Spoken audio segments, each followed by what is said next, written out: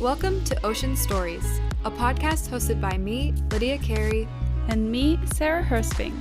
We may not be marine experts or even professional scuba divers, but we are curious about the ocean and ways to protect it. Every week, we chat with conservationists, researchers, business owners, and anyone else with an ocean story to tell. So whether you're a scientist or someone who's simply curious about the big blue, you're in the right spot. We can't save the seas alone, but we can do it together.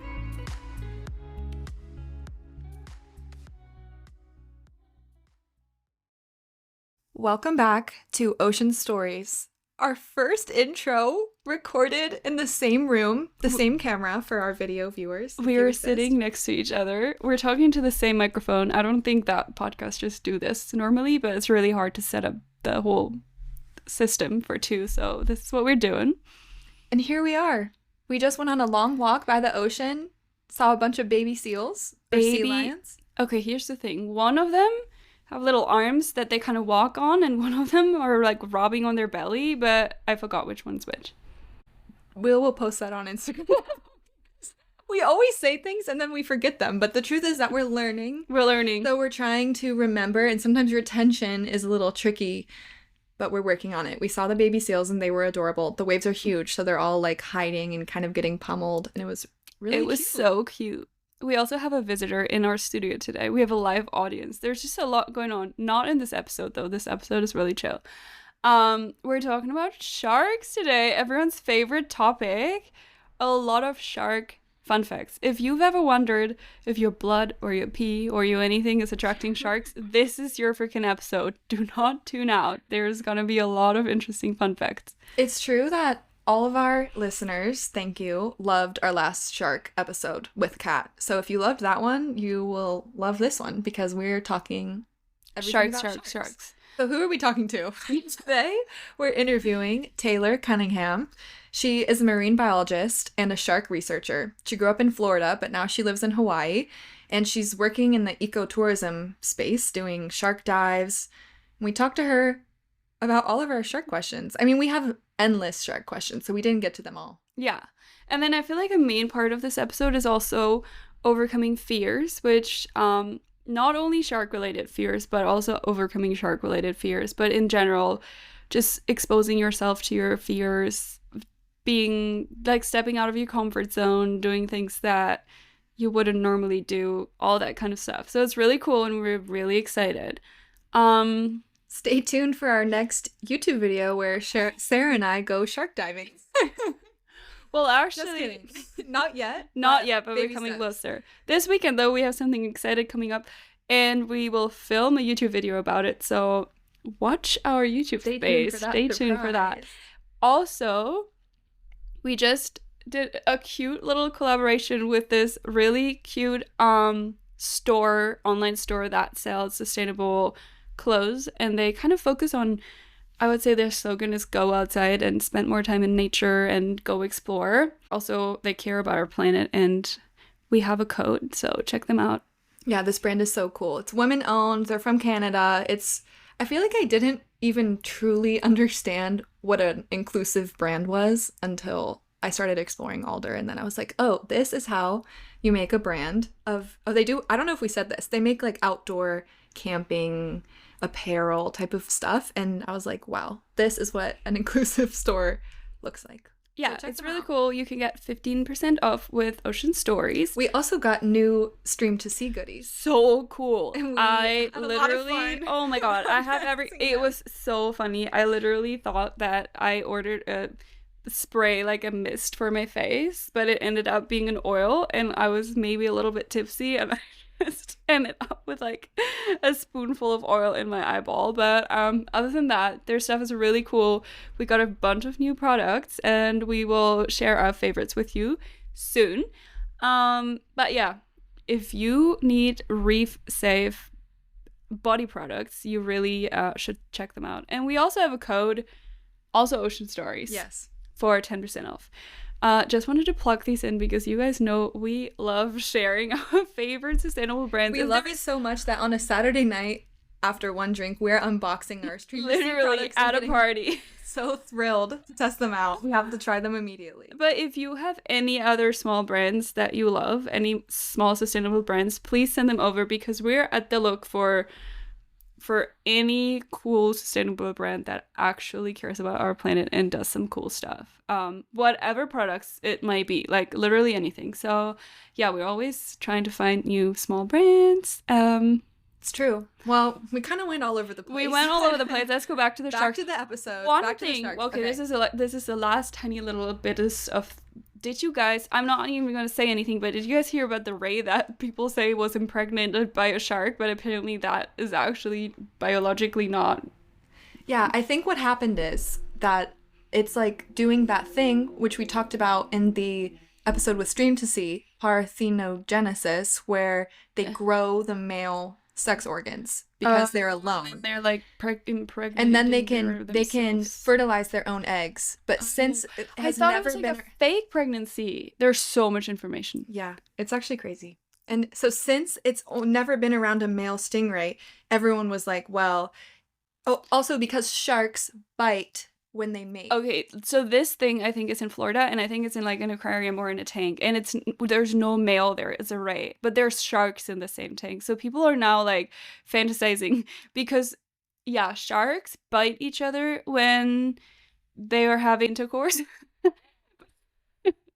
And the ray has like a shark bite on it. So people were like, okay, the shark was biting the ray and now the ray's pregnant with a shark, but I don't think that that's physically possible. No, it's not. It's not physically kind possible. of going crazy. Her name is Charlotte. You can look her up, and she lives in North Carolina, in an aquarium. Okay, good thing that we touched on all these things. Back to our episode. I think it's time. Let's bring the guest on. Super fun episode about sharks, and we hope that you love it. Hi, Taylor. Welcome to Ocean Stories. How are you doing? I'm good. How are you guys? Good. We're feeling fancy-free today. Tell us, where in the world are you right now? I am currently in Oahu in Hawaii. Is that where you're based? Yeah, so I spend the majority of my year here on Oahu. I spend a lot of my time diving up north, mostly out of Haleiwa. That's where a lot of the shark diving is. And then, but really, I mean, all over the island, but mostly up there. And then there is a part of the year that I'll spend in French Polynesia, and lots of other random traveling here and there, but based here in Oahu. Well, we know that you're not originally from Oahu. How did you end up there? Yeah, so I'm originally from Florida. I grew up in Orlando area. I went to school at the University of Tampa and sort of got involved in shark research through that. I was doing a lot of like hammerhead hydrodynamic kind of studies. And I loved my research. Hopefully I'll be able to get into some more research here again soon, but I got very tired of being in the lab. And so I wanted to be more in the water, more in the animals' environment. And so I moved out here to Oahu and started working through ecotourism out here, which allowed me to essentially get more in water time with the animals, and still pursuing some research on my own and just like data collection for my own purposes, but mostly helping to both guide and photograph on the eco tours out here. It makes me think there is anything you can study in this world. Yeah. How could you get bored? You can study the hydrodynamics of a hammerhead shark. And now you're even pursuing another aspect of the marine biology world of careers. What are you up to now? So I do kind of a lot of stuff now. I would say most of my work now centers around underwater photography and videography. That's kind of the majority of my work. A lot of that does take place through ecotourism. That's a big part of my photography work, is working through tourism operations to provide like photo packs and things like that. When I first shifted out of the lab, I started as a guide. And so I still do some guiding. I'm going to be running some expeditions here soon, and I still hop in occasionally as a guide on kind of like day tour expedition stuff. But because of my guiding experience, I was seeing so much cool stuff that I wanted to be able to share that. And I've always loved photography. I was always obsessed with getting the new GoPro and getting little different attachments and things like that. So I've always really loved photography, but probably 3.5 years ago was when I first really decided to invest in getting a nicer camera and a proper housing and really like pursuing photography, not just as like a passion and hobby, but also as a career. And so with guiding, I feel like it gave me a good like jumping off point, I guess. One, because I had the connections, right, to be able to put myself in a place where I was able to see wildlife and shoot that. But also too, I think just having experience as a safety diver and having a lot of time in the water with sharks and having a lot of time in the water just with a variety of species of animals as a guide. Then when I picked up the camera, I feel like it did help in that I had a much better understanding of animal behavior and also just safety. And so I feel like I'm very lucky in that I can put myself in a position to get a really epic shot that maybe if you didn't know what to look for in the animal's behavior, if you didn't know how to safely interact with certain species, it would be a lot more difficult to capture those shots unless you had like a safety diver of your own with you, you know? When you say guiding, what does that look like? Are you bringing like tours and you guys are all going to dive with sharks, for example, or what kind of guiding did you do? Yeah. So when I first started, I pretty much was only working as a shark diving guide. And so our job was essentially, we would be running like daily tours. And essentially my job was to, one, keep everyone safe, both the sharks and the people, honestly. And then two, just to like educate and facilitate that like really life-changing experience, you know, because I do think that swimming with sharks are honestly just getting the chance to see any sort of marine life in person.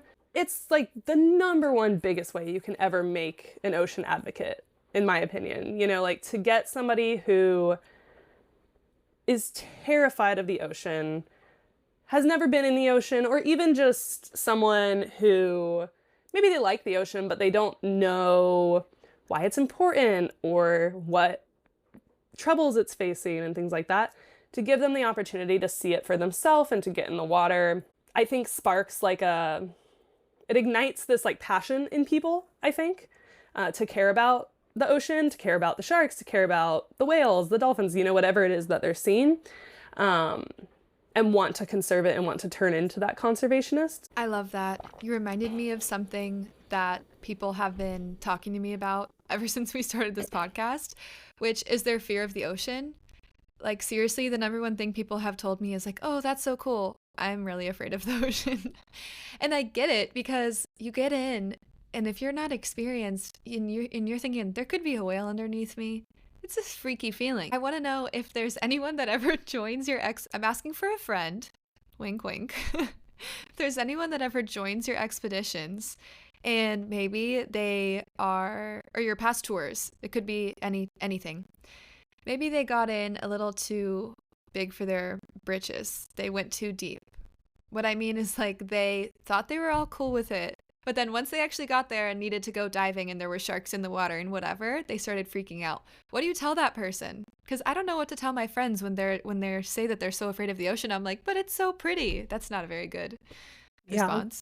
Yeah. So I've seen two things. One, I've totally seen the person who is like overconfident and then gets in the water, especially with sharks, and very quickly changes their mind about how confident they are.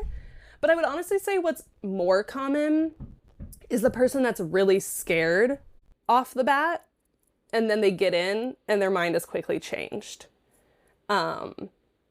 Sometimes too, I think that overconfident person maybe falls in the category of is very scared, but they're kind of being overconfident to play off how scared they are, you know? But I think, I mean, you and I know, right? Like, Sarah, Lydia, like the ocean is awesome, you know, and it can be scary. And I think that's something that I never want to like sugarcoat with people. Yeah, there are scary things in the ocean. Sometimes I see things that get pulled up out of the deep sea and I'm like, I hope to God I never encounter that thing in real life, you know? Me every or day. like I swim with These sharks. crazy squids. Yeah, like I swim with sharks all the time and I still go surfing and I'm still concerned about sharks when I'm surfing. You know, like it's normal for people to be nervous of the ocean. I don't think that's like a weird fear. I think a lot of it though is fear of the unknown, not actually fear of the ocean. And that's another where Totally. like getting people in the ocean, as scary as it can be to take that first like jump in, is a great way to sort of combat that fear. And obviously that doesn't necessarily help when you're talking to your friends and you're like, well, once you get in, you'll be fine. You know, like that's not comforting necessarily. But I think the ocean should be respected. You know, like I've definitely had a ton of really stupid moments where I went out and surfed that was way too big for me. And very quickly the ocean decided to humble me and say, no, you can't do that. Anytime I've ever gotten a little cocky with the sharks where I'm like, I've got this, no worries, I can let my guard down a little bit. The sharks very quickly remind me that they're sharks, you know, like, and so it's one of those things where I do think it's important to respect the ocean and to enter it with like a healthy amount of fear. It doesn't mean that you're scared to get in or that you're scared to see different wildlife or anything like that, but to know that like, yeah, a humpback whale is amazing and is not a malicious animal and 99.9% of the time does not want to hurt me, but they also weigh 40 tons. And so they might move a fin, and it's not to say that like they are planning to try and hurt me, but if I don't move out of the way, they could, right? Just because they're a big animal, they're stronger than I am, and I'm a fragile marshmallow of a human. And so I think it's always important to enter the ocean with a level of respect, but for the friends, for the people, and like the amount of people I've had on tour that I've been so scared, I can't even count the number. What I typically tell people is give yourself 30 seconds. You can do anything for 30 seconds. You know, give yourself 30 seconds. You're going to probably be breathing super heavy. Your heart's going to be rushing. You might be a little scared. But after 30 seconds, if you just like look around, you're going to be so much more overwhelmed and like overjoyed by what you're looking at in the ocean than you will be by how scared you were. And granted, like I've for sure gone on dive. Like I'm scared of the dark. So any night dive I do, I'm already a little bit like, ooh, you know, don't love this. And there are dives that like I refuse to do. I will most likely, unless I get some real, I guess I'll never say never. You would have to really, really convince me to do a blackwater dive. Do you guys know what that is? No, is that like a at night deep water dive or something? Kind of, yeah. So they do it off of Kona here. There's a couple other cool places in the world that you can do them. But essentially you drive out on the boat to like a couple thousand feet of water, and then you drop down on scuba to maybe like 20 or 30 feet, and they turn all the lights off. It's supposedly magical, beautiful, all the bioluminescence and the cool little animals are like I was just swimming gonna around. say, what are you supposed to see at that depth in the middle of the night? Yeah, That's so they can only do them in certain locations because there has to be like enough upwelling and there has to be this migration of like the little deep water animals. But it's amazing. And the photos that you see from it are just like mind blowing. These macro images of little bobtail squid and different things. It's really, really cool. But man, you would have to drag me in there. Like I really do like night dives, despite being scared of the dark. But that's one I think I would have a hard time with. That is crazy. Like, I don't know, the general fear of the deep ocean and not knowing what's under you even in the daylight, and then combined at night, and then you turn your flashlights off. Like, I don't think someone could pay me any amount of money for me to do that. At least at this point, unless I'm like guarded with I don't know how many super confident people around me that will just like, that is crazy. I can't even imagine. Sounds beautiful though. Yeah, I told my friends, I was like, okay, I'll go if I have someone on my right, my left, behind me, underneath me and above me, so that all I have to worry about is what's in front of me. Well, that's honestly what I'm thinking about, even shark diving during the day, because I feel like so many people are incredibly scared of it. But if you have the right team around you, you're like pretty much circled by professionals, right? Can you explain a little bit more, because I'm also curious, how many people are in the water, and like what is it like to actually jump in the water with sharks? If you're like on a guided tour, for example, are you guys like all redirecting and kind of like circling the group, or what is it like, and how is it safe? Because I don't know. For sure. It sometimes doesn't sound safe. I think, yeah. Well, I think one, just the fear of the open ocean. A lot of shark dive, not all shark dives, there are a lot of really cool places that you can shark dive where you can see the bottom, like Tiger Beach. The Maldives has a lot of reef diving, but there is a lot of shark diving that it's blue water, or at least where it's relatively deep water, like 100+ feet, where you're not really able to see the bottom unless the visibility is like crystal clear. Most of my shark diving is done in blue water, where it's roughly at least 300 feet deep, and so you definitely can't see the bottom, even when it's 100+ foot of visibility.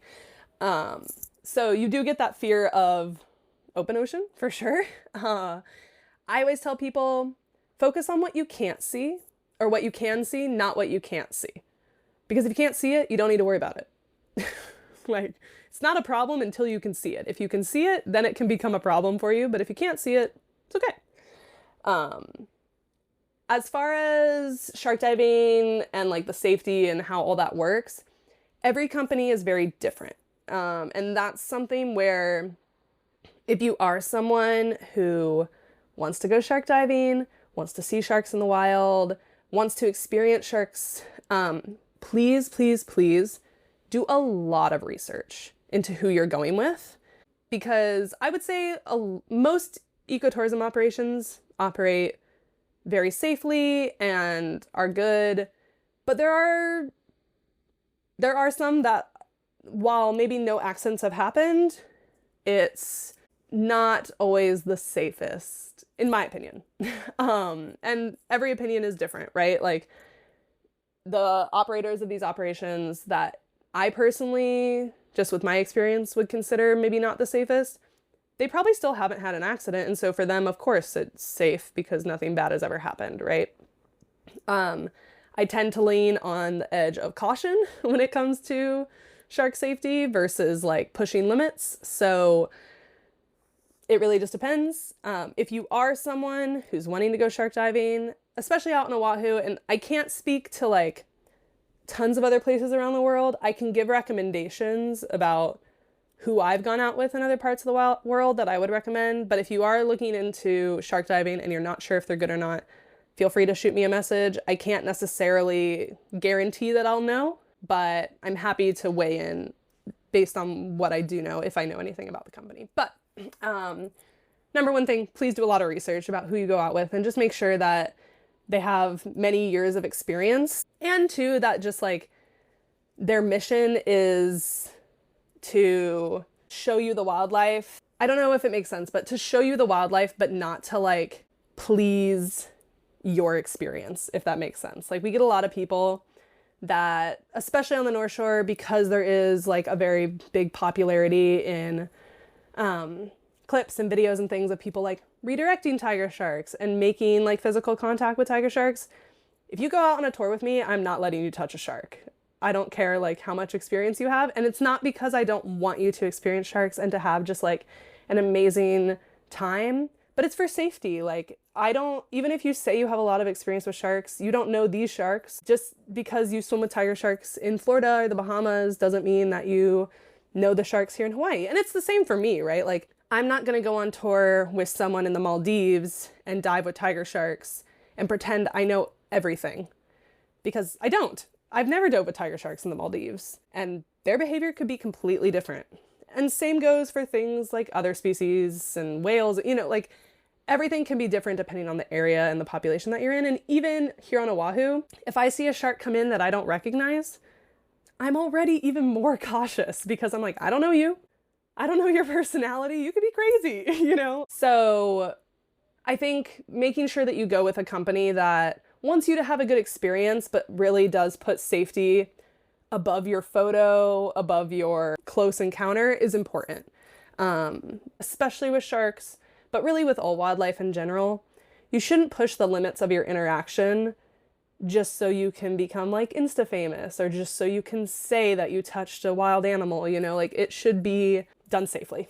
And with the guidance of professionals, that's why you have professionals with you, is to make sure that you're safe. Here on Oahu, typically for the tours that are like open water without the cage, normally you have a ratio of like 6 divers for 1 safety. That being said, for me, I'll take like up to 8, but at 8, I prefer to have more people in the water with me. And it also just depends on the dive. I've definitely had dives where things start to get a little bit hectic, or maybe there's a lot of sharks, or we have only 1 or 2 sharks, but they're like super pushy. I might ask my captain, hey, can you like drop my people to half? And they'll pull 3 people out, leave 3 people in, and then we can switch, you know, like vice versa. Just for me, it's always like the ratio of, am I in control of the situation? And that's how like a good safety should look at it is, okay, can I protect all of these people in my group with what's going on right now? If it ever feels like your attention is being pulled too far in one way or another, then you need to either scale back your people or consider hopping out. You know, like there's different things that you can do to mitigate that. And so there are dives for sure where there's more than 1 safety in the water with you.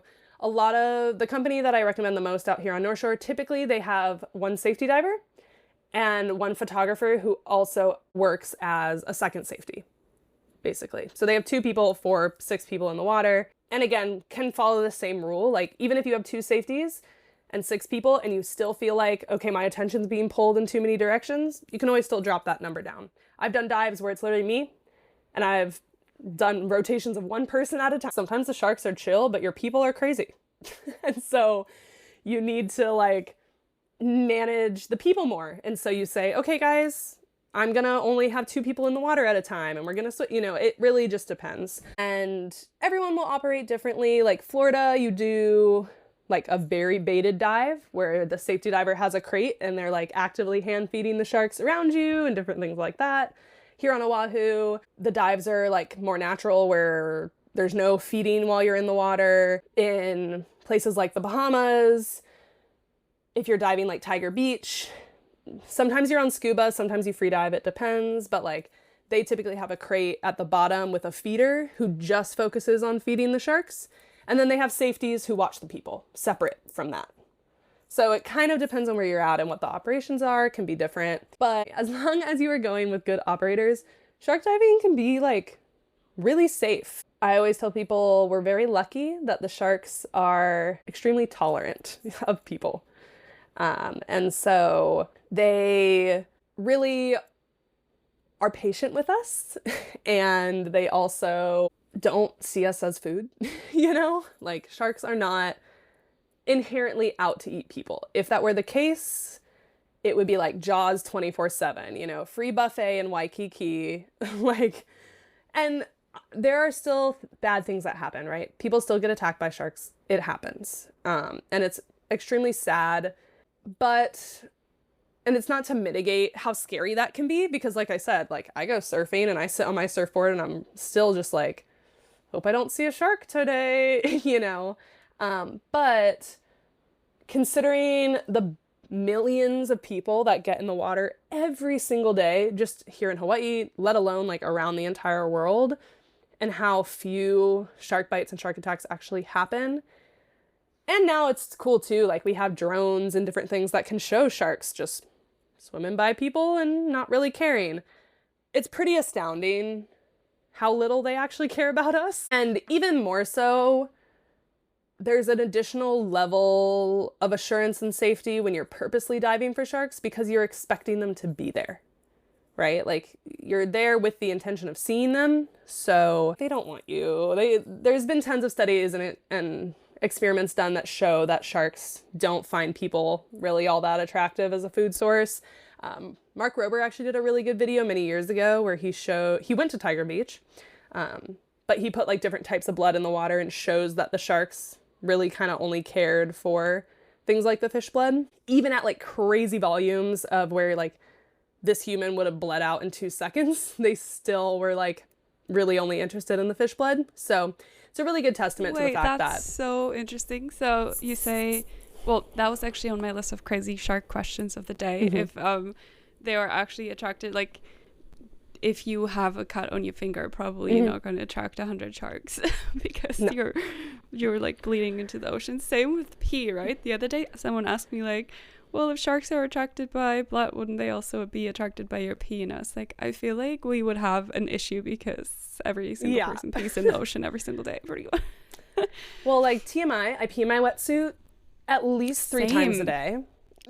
And like I'm still here. You know, I wish I'd be like peeing all the time, be like, come here, sharks.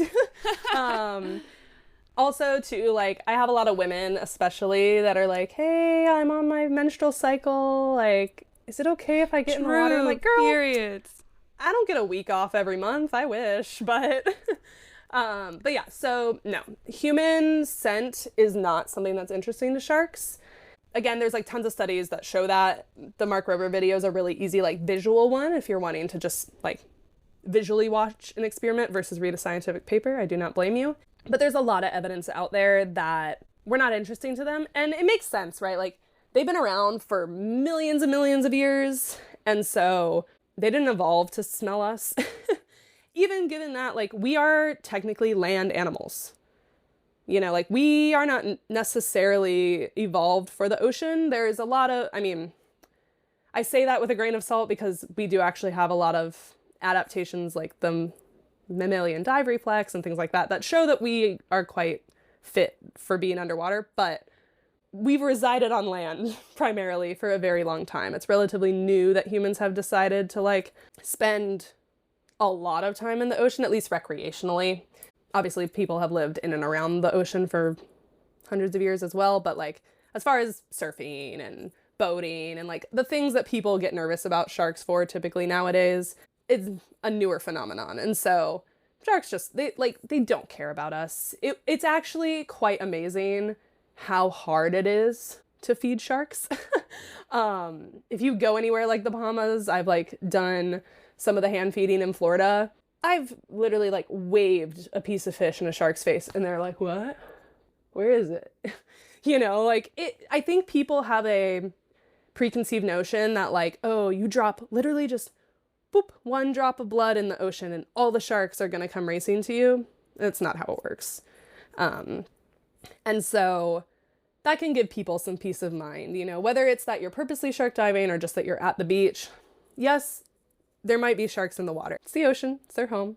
But they're not looking at us like a food source. Now, can they be confused? Sure. Right? Like that's where most of our bites do happen. It's mistaken identity. It's the shark thought you were something that it would want to eat. A seal, a turtle, whatever it may be. But it's not because the shark said, ooh, a human, I want to eat. It's because the shark thought for whatever reason, whether it be bad visibility, you were making a ton of commotion, they maybe haven't had a meal in a long time. You know, it's not because they see humans as a food source. It's because they thought you were something that is part of their natural diet. And again, doesn't happen very often. There are so many things more likely to kill you than sharks. Lots of stupid things are more likely to kill you than sharks. So it's not something, as much as I'm sure it's a thought in the back of your mind, and again, it's a thought that I sometimes have in the back of my mind, something that gives me a lot of peace of mind when I am surfing and I'm concerned about sharks is I've seen sharks swim by surfers in videos countless numbers of times. If one was here right now, it probably doesn't want to eat me. I've been in the water where I've seen tiger sharks when I'm on my surfboard, and I've been like, oh, I'm still maybe going to paddle in a little bit shallower or kind of like choose to move down to a different break or something. But like guaranteed that shark has been there for the last 30 minutes and I just didn't realize until just now. Personally think I would be way less scared if I see them underwater because it's like the surface of the ocean. What you can't see is what scares you. Yeah. But yeah, again, I feel like it's such a natural threat because it comes out of nowhere. They are definitely scary looking to some degree to us. they will pull you in the water. Like it's such a different survival instinct than something on land. So yeah, it makes sense that we're all a little bit scared. But yeah, as you said, the more you're around them, the more videos you see. I watch videos every single day pretty much of just like the great whites that we have here. They're just like passing by. They don't give a shit. It's kind of scary because the surfers are normally not even seeing them. And I'm like, every single day there's probably one and I'm just not able to see it and it's around me. But yeah, just like the statistics. It's kind of like flying. You just gotta keep the numbers in your head and nothing's gonna happen. Fingers crossed. Well, I think, yeah, I think most fear in general, even random fear or like take my fear of the dark or whatever it is, it's not actually that I'm scared of being in the dark. It's scared of the unknown of what else could be in the dark. Same thing where you're saying we're like, okay, well, I'm on my surfboard and seeing them face to face underwater. Maybe that's actually less scary because when I'm sitting on my surfboard, it's the fear of the unknown of what's below me, right?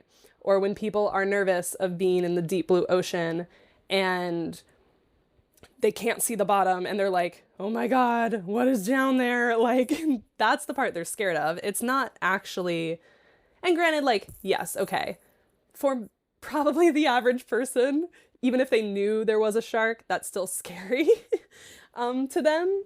But I do think most of our fear when it comes to things we haven't, it's not the fear of the thing itself, it's the fear of the fact that it's unknown to us, that we don't know what to expect. I think that's kind of like, that's where a lot of people get their anxiety from. It's where a lot of people get their fear from. So that's another cool thing about doing ecotourism. And it's another reason why I think ecotourism is really important for conservation and even just for the ocean in general.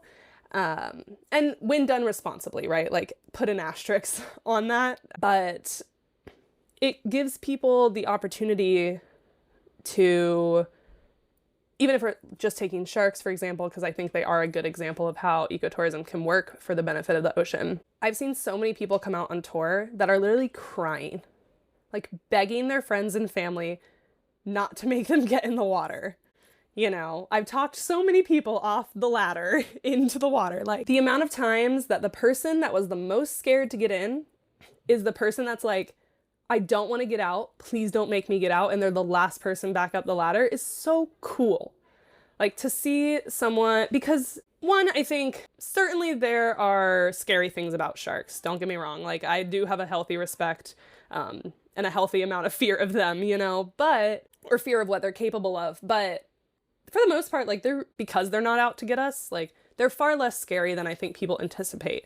And swimming with them, it's hard to explain until you experience it, but I think a lot of people assume that like swimming with sharks is super high adrenaline, like crazy. And I think I've never gone skydiving, but I have friends that say the same thing. We're like, and have you guys been skydiving? Yes? Would you say that it was like way scarier jumping out of the plane than once you were actually like doing it? Yeah, you took the or maybe words not, I don't know. right out of my mouth. I was really about to bring that up. I went bungee jumping and it was exactly what you said. I was crying and I was like, I'm not doing this. It's that like fear right before you do something. And it applies to so many different types of fears, getting philosophical, but it's like the scary, right before you do the scary thing is way scarier than the actual thing. Yeah. And actually, I've never heard that advice in relation to the ocean. So thank you for sharing that actually, because it's really got me thinking about getting into this whole diving thing. And it really is freaky before you've done it. It's one of those things where like, and again, using like shark diving as an example, but like people think it's going to be crazy the whole time. You're going to be on this like level of fear. And I've definitely had, don't get me wrong, I've definitely had people in the water, especially when we have kind of like a spicier dive, you know, the sharks are maybe a little bit more amped, that totally have been like, yeah, I was afraid the whole time. But I think that just comes with like a comfort level too. But I think as long as you know you're in good hands, so like going with people that you're confident can take care of you and that know what they're doing is step one in making sure that you are less worried, right? But I do think like, again, going back to that give yourself 30 seconds. The first 30 seconds, your system is probably going to be in a little bit of shock, right? Like, oh my gosh, I'm in the ocean. I can't see the bottom. There are sharks everywhere. Or even like, let's just say you're diving in general. Like, okay, I'm scuba diving. Oh my gosh, I'm underwater. I'm breathing out of a little tank. What if the tank doesn't work? You know, like there's all these different thoughts that rush through your head when you first do the thing. You're jumping out of the plane. First, probably like 10 seconds that you're falling, you're like, oh my God, I'm falling. The ground is down there. You know, like it's way more scary. But then I do think eventually you settle in and then you're like, wow, this is awesome. And again, I've never been skydiving, so I can't say from experience, but I've heard it's similar, right? Like the first little bit you're freaking out, and then as you're falling, you're like, wow, this is actually really beautiful.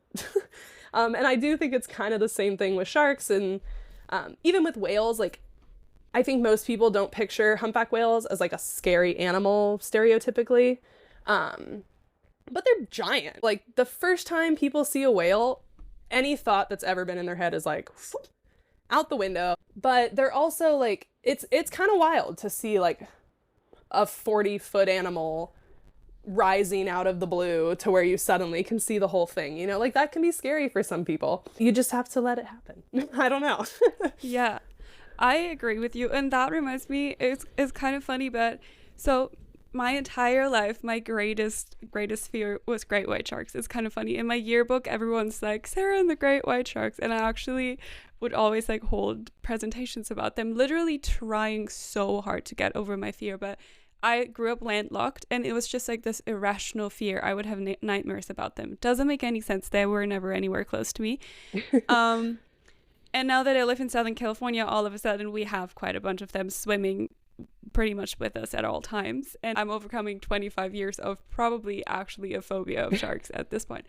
And then I actually saw one while there's like pretty famous like kayak tours, and I actually saw one on a kayak, which was like, you're not supposed to see them at all, but we just like saw this like dark shadow right under our kayak, me and the guide. And then I was like, wait, that was a dolphin, right? And he's like, nope.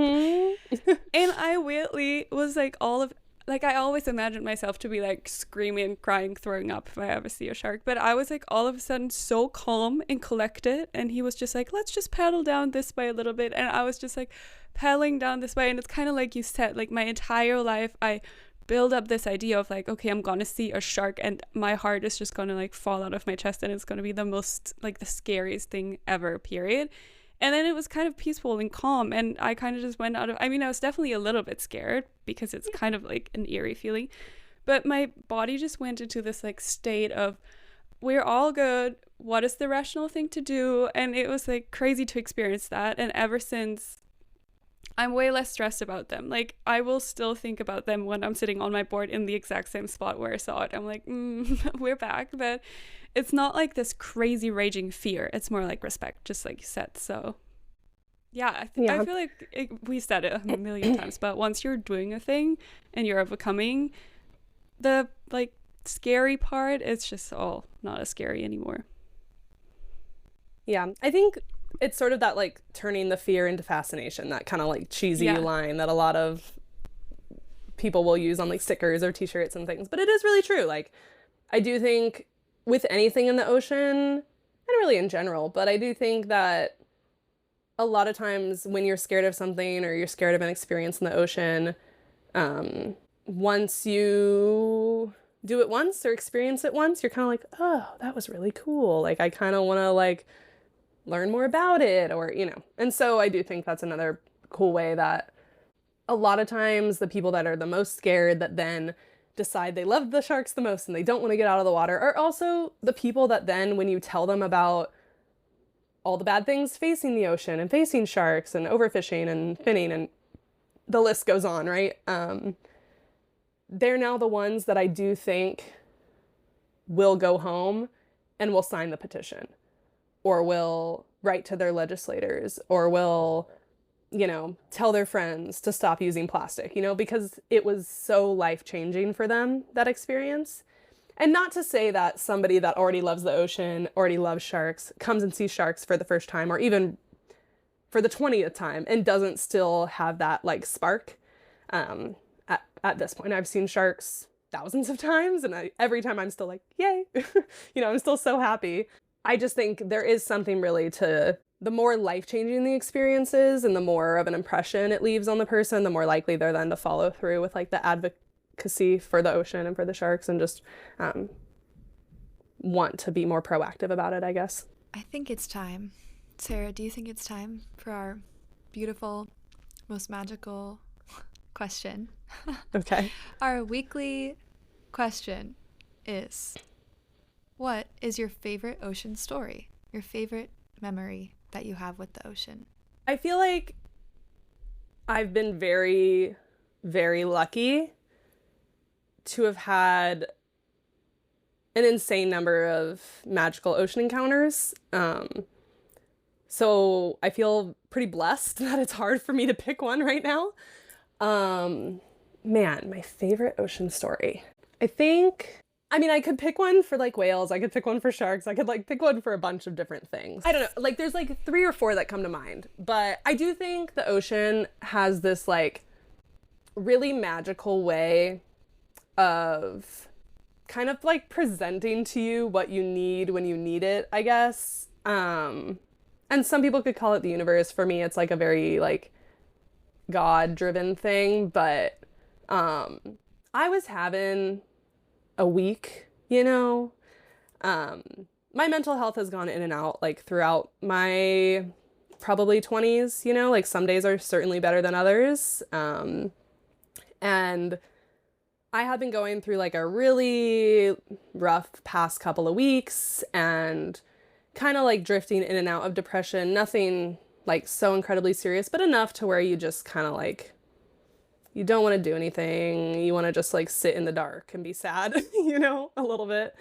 And I was really kind of getting to the point where I was like, all right, like I just like kind of need a sign that everything's going to be okay, 'cause it seems like a little never ending at the moment. And so I was still going to work. I was still working my normal tours with the sharks, like running every couple of hours, bringing people out, putting on a nice face about, oh, we're so happy to be here. And like in reality, not so happy to be there. And we were diving with the sharks. I had like my group of 6 on one side of the boat. And at the time we were running kind of like doubles, and my friend was safetying on the other side of the boat with his group. And all the sharks left. And I was like, you know what? This sucks.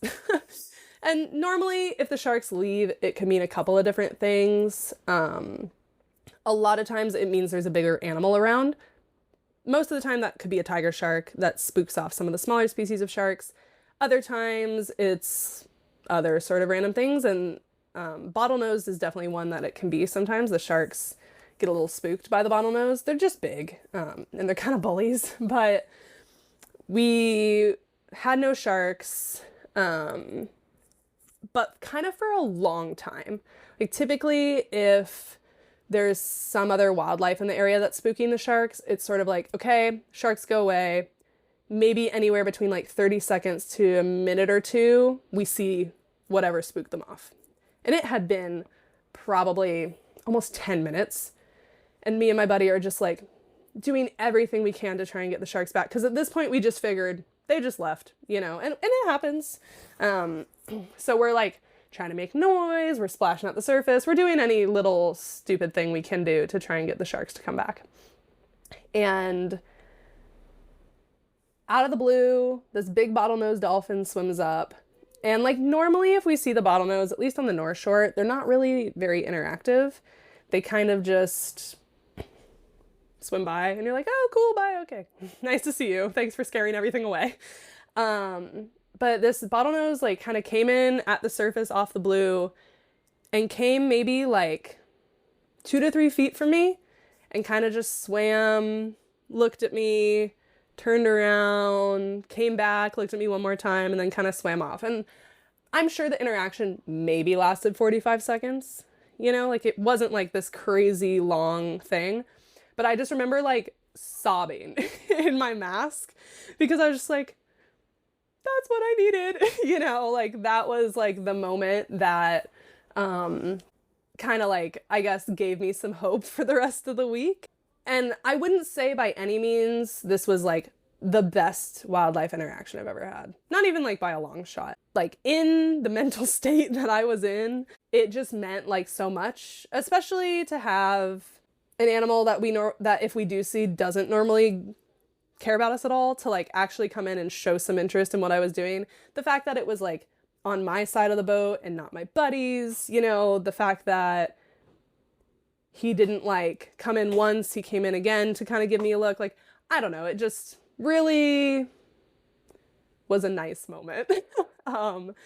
And I think too, and not to say that all of a sudden I was magically cured and no longer sad or anything like that. That's definitely not what happened. But I think it just like, when I think about moments in the ocean that meant a lot to me, that was one of them, you know? And like I said, I could go on and on about all the crazy stories and things that I've been lucky enough to experience in the ocean, but I think that for sure that's one where like, yeah, that interaction meant a lot. That's so cool. And it's so special. I can imagine like when it feels like the animal actually recognizes you and chooses, quote unquote, you to interact with. That's crazy. That sounds way crazier than just seeing an animal from afar, for sure. Getting eye to eye. And I mean, we humans always have a tendency to like personify animals, you know, so like, you know, take it with a grain of salt. But in that moment, in my mind, it felt like the dolphin had chosen to come and see me, you know, whether that's true or not. He could have just been like, what's this weird thing? He was your little spirit guide. He was your sign. In the moment, it meant a lot. But I mean, man, I've been like incredibly blessed with some crazy moments in the ocean. I've been lucky to like have my camera for a lot of it, so I do try and share as much of those moments as I can.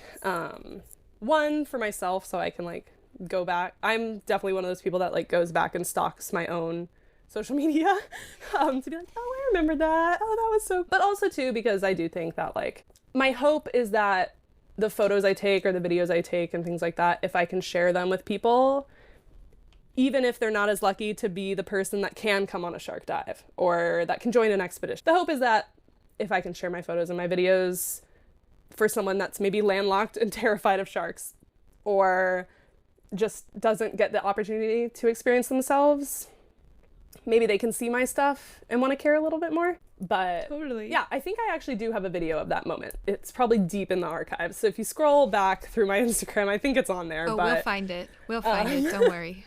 But I think it should be there you somewhere. to find this moment. Yeah. Well, thank you for sharing that. I think your hope is a reality. I think the photos and videos you share are totally inspiring. It makes me want to jump in the water when I see those crazy whale photos and things like that.